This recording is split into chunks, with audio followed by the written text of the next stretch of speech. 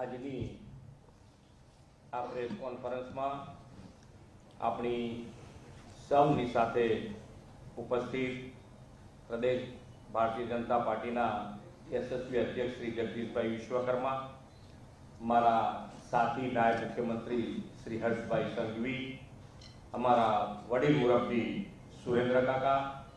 પ્રદેશના મહામંત્રીશ્રીઓ,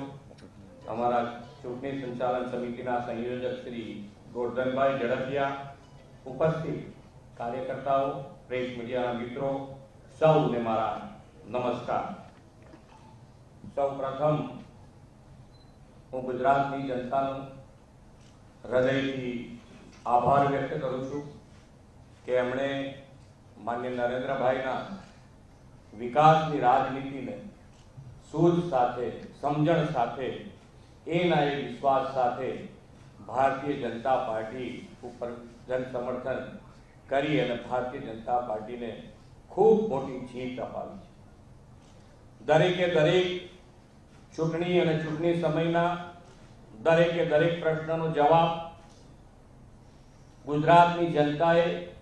ભારતીય જનતા પાર્ટીને જે રીતે જન સમર્થન આપ્યું છે, દરેકનો જવાબ એની અંદર મારા માનવા પ્રમાણે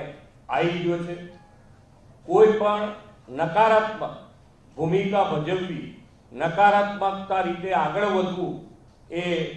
ગુજરાતની જનતા ક્યારેય સાંખી લે એમ નથી. અને પોઝિટિવલી, જેને કહેવાય કે વિકાસ અને વિકાસની રાજનીતિને આગળ વધારવા માટે, વિકસિત ભારતનો જે સંકલ્પ છે માનનીય વડાપ્રધાનશ્રીનો, એને આગળ વધારવા માટે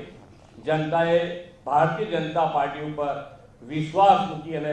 જન સમર્થન આપ્યું છે. આજ માન્ય વડાપ્રધાન શ્રી નરેન્દ્રભાઈ મોદી, અમારા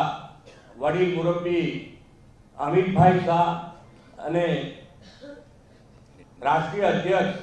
શ્રી નીતિન નવીનજી, અમારા પ્રદેશ અધ્યક્ષ શ્રી જગદીશભાઈ વિશ્વકર્મા અને મારા સાથી નાયબ મુખ્યમંત્રી શ્રી હર્ષભાઈ સંઘવી, એ બધા જ અમારે ટીમ વર્ક કરી અને જે પ્રમાણે ગુજરાતમાં પહેલા દિવસથી સ્થાનિક સ્વરાજ્યની ચૂંટણીને લઈને જે ગુજરાતનો પ્રવાસ કર્યો, એ પ્રવાસમાં દરેકે દરેક જગ્યાએ જે રીતે જન સમર્થન મળતું હતું એ રીતે આ અત્યારનું જે રિઝલ્ટ છે એ બંને સરખું હોય એવું હું ચોક્કસપણે કહી શકું છું કે જનતા જનાર્દનનો વિશ્વાસ, જન સમર્થન જે રીતે ભારતીય જનતા પાર્ટી પર મૂક્યું છે, એ હું હોઉં કે મારી ટીમમાં હર્ષભાઈ હોય કે અમારા પ્રદેશના અધ્યક્ષ શ્રી જગદીશભાઈ હોય, આ દરેકે દરેક જણ જે પ્રમાણે જનતાએ વિશ્વાસ મૂક્યો છે, જન સમર્થન આપ્યું છે, એ વિશ્વાસ વધુ ને વધુ મજબૂત કેવી રીતે થાય એના માટે પ્રજાજનોની વચ્ચે જઈ અને અમારા કાર્યકર્તા હર હંમેશ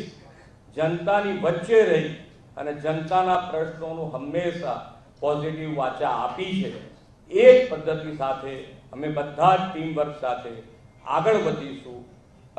થેન્ક યુ. આભાર.